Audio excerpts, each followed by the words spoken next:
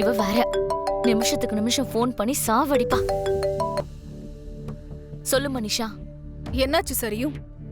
இப்பதான் லக்ஷ்மி மித்ராவும் வந்தாங்க. நானும் ஸ்பாட்ல தான் இருக்கேன். நானும் சைட் பக்கத்துல தான் இருக்கேன். இவ்ளோ நேரம் ஆகியும் லக்ஷ்மிக்கு எதுவும் ஆகல. நீயும் இங்க வந்திருக்கியா? எங்க இருக்கா? கேட்டுக்கு வெளியே கொஞ்சம் தள்ளி நிக்கிறேன். நீ இன்னும் எந்த ஸ்டெப்பும் எடுக்கலையா? ஒரு தடவை ட்ரை பண்ண, மிஸ் ஆயிடுச்சு. எப்படி மிஸ் ஆகும்? சரி, உன்னோட பிளான் ஆஃப் ஆக்ஷன் தான் என்ன? நான் வேலையை முடிப்பேன் மனிஷா. முதல்ல உன்னோட பிளான் என்னன்னு சொல்லு. அங்க ஒரு ப்ரொக்ளைனர் இருக்கு, தெரியுதா?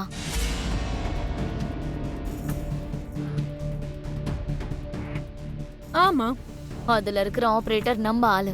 தெரியுது. இப்ப என்ன பண்ண போற? அந்த ப்ரொக்ளைனரை வச்சு பெரிய கல்லெல்லாம் லக்ஷ்மி மேல விழ வைக்க போறேன். அப்படி செஞ்சனா அவ கண்டிப்பா செத்தே போயிடுவா.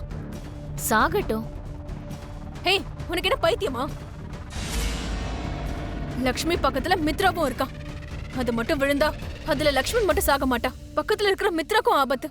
ஒன்னும் ஆகாது மனிஷா. ஹே, எப்படி ஒன்னாகாதுன்னு சொல்ற? இந்த பிளானே வேணாம், டிராப் பண்ணிடு.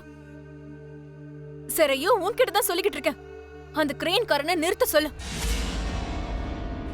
ஹலோ ஹலோ, சரியோ?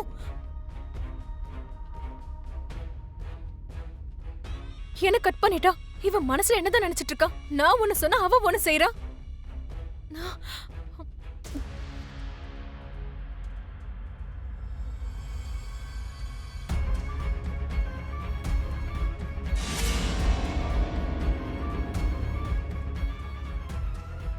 கேக்குதா மேடம்? இந்த தடவை மிஸ் ஆக கூடாது. கண்டிப்பா அந்த லக்ஷ்மி சாகணும். சரிங்க மேடம். இந்த தடவை கரெக்டா எய்ம் பண்ணு. மித்ரா, சீக்கிரமா இறக்க.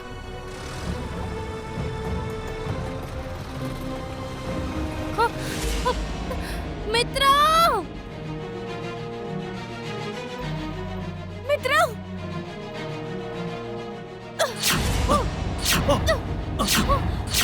மித்ரா.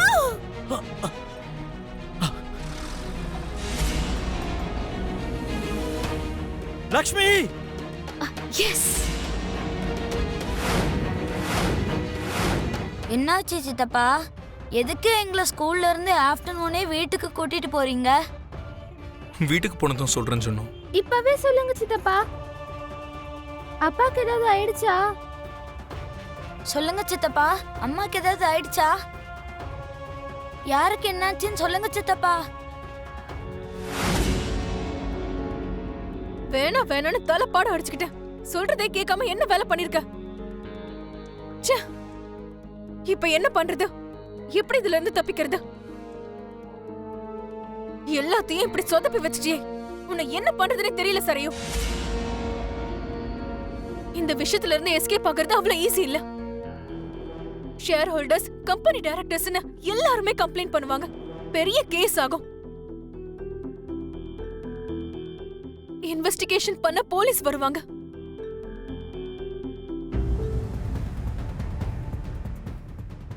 சார், வாங்க இன்ஸ்பெக்டர். இதெல்லாம் யார் பண்ணாங்கன்னு தெரிஞ்சுதா? அதை பத்தி தான் இன்வெஸ்டிகேட் பண்ணிட்டு இருக்கோம் சார். உங்க இன்வெஸ்டிகேஷனை கொஞ்சம் ஸ்பீடா பண்ணுங்க இன்ஸ்பெக்டர்.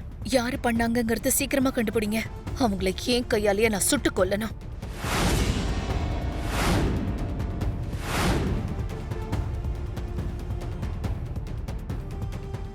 உங்ககிட்ட தான் சித்தப்பா. சொல்லுங்க சித்தப்பா. சொல்லுங்க சித்தப்பா, யாருக்கு என்ன ஆச்சு? ஏதாவது சரிங்க பண்ணி சார். சீக்கிரம் கண்டுபிடிங்க இன்ஸ்பெக்டர். பாட்டி, தாத்தா, ஜுன்னு, போலீஸ்லாம் வந்திருக்காங்க பாட்டி. அப்பாவுக்கு ஏதாவது ஆயிடுச்சா? இல்ல. அம்மாக்கு ஏதாவது ஆயிடுச்சா? யாருக்கு என்ன ஆச்சு? சொல்லுங்க தாத்தா. சித்தப்பா சண்டனா எங்களை ஸ்கூல்ல இருந்து கூட்டிட்டு வந்துட்டாரு. என்னாச்சுன்னு கேட்டா எல்லாரும் அமைதியா இருக்கீங்களே. அம்மா, அப்பா. அம்மா, அப்பா.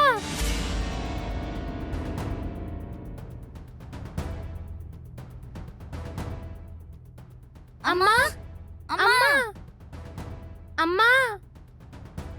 உங்களுக்கு என்னாச்சுமா? தலையிலயும் கையிலயும் என்ன கட்டு? உங்களுக்கு எப்படி அடிபட்டுச்சும்மா? எங்கேயாவது விழுந்துட்டீங்களா? எனக்கு ஒன்றும் ஆகலடா. சைட் விசிட்டிங் போகும்போது ஒரு சின்ன ஆக்சிடென்ட் ஆயிடுச்சு. உங்க அப்பா தான் என்னை காப்பாத்தினாரு.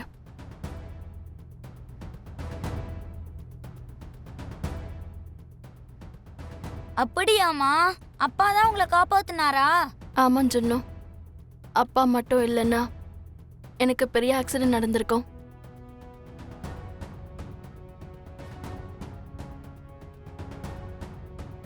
அம்மாவை காப்பாத்துனதுக்கு ரொம்ப தேங்க்ஸ்பா.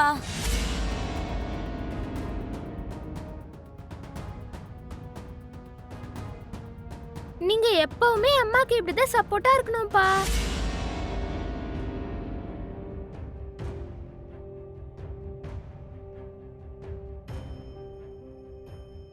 அவர் எனக்கு சப்போர்ட்டா இருந்ததால தான் இன்னைக்கு நான் ஒரு பெரிய ஆபத்துல இருந்து தப்பிச்சிருக்கேன். உங்க அப்பா எனக்கு மறுஜென்மம் கொடுத்திருக்காரு. மறுஜென்மம்லாம் இல்ல லக்ஷ்மி. மித்ரா அவனோட நன்றி கடனை தீர்த்திருக்கான்.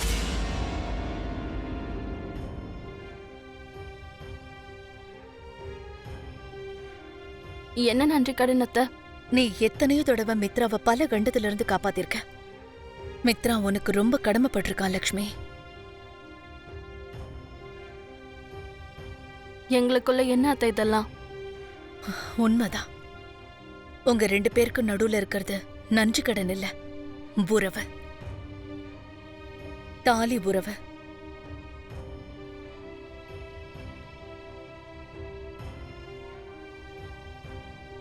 நான் மித்ராவுக்கு ஒரு தடவை தான் ஜென்மம் கொடுத்தேன். ஆனா நீ மித்ராவை கல்யாணம் பண்ணி அவனுக்கு பல ஜென்மங்களை கொடுத்திருக்க.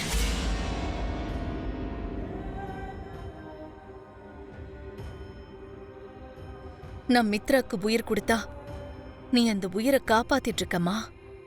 எனக்கு தெரிஞ்சு இன்னைக்கு கூட நீதான் மித்ராவை காப்பாத்திருக்கணும். இல்ல அத்தை, அவர் தான் என்ன காப்பாத்தினாரு.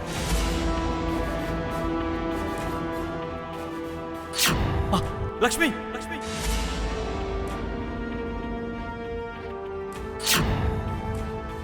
இன்னைக்கு அவர் என் பக்கத்துல இல்லைன்னா இந்நேரம் நான் உயிரோடவே இருந்திருக்க மாட்டேன்.